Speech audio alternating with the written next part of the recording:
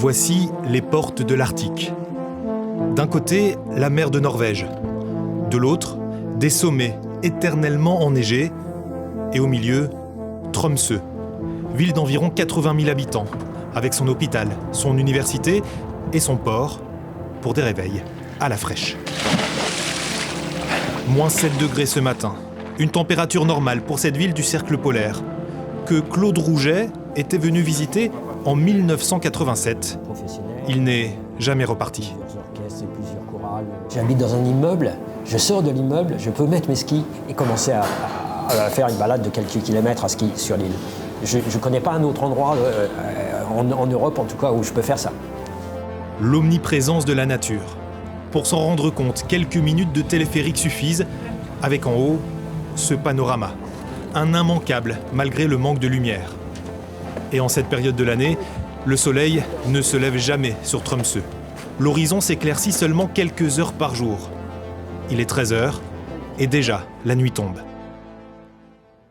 Mais ici, les nuits, on les attend impatiemment, car la région est surtout célèbre pour un spectacle unique en son genre. Il est maintenant 20h, les yeux sont rivés vers le ciel et la magie opère. Waouh.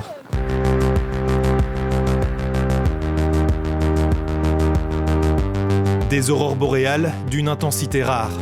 C'est pour elles qu'on vient à Tromsø, touriste comme scientifique. Quand on voit ce que je vois derrière vous, des phénomènes ultra dynamiques où on voit des ondes qui se propagent à des vitesses très très impressionnantes et où on voit que ça bouge, ça forme dans tous les sens, ce qui veut dire que c'est extrêmement intense, que ça descend très très bas, enfin très très bas façon de parler dans l'atmosphère, mais vers 85-90 km d'altitude, ça excite les atomes d'azote. C'est pour ça qu'on a du violet en fait, alors que le vert, ce sont les atomes d'oxygène qui sont excités un peu plus haut, vers 110 km d'altitude. Regarde là, on voit une onde là, qui se propage vers le bas, plus maintenant. C'est incroyable, hein ? Incroyable, tout comme ces grandes étendues de forêt. On peut s'y promener à ski, en raquette, ou se laisser tirer par ces chiens d'attelage. Lorsqu'il ne fait pas de compétition, Thomas est guide. Il entretient forcément un rapport particulier avec ses chiens. The dogs, they are my colleagues actually. So we work together pretty much all year round. In the summer they can rest and try to get fat, so they have something to go on in the winter, like the owner.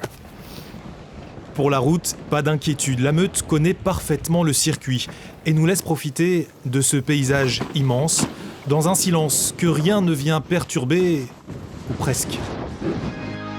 Goûter à la neige, goûter à cette nature dont l'accès est d'ailleurs garanti à tout le monde par la constitution norvégienne. Venir à Tromsø, c'est ça, c'est en prendre plein les yeux, sur terre, en mer ou dans les cieux.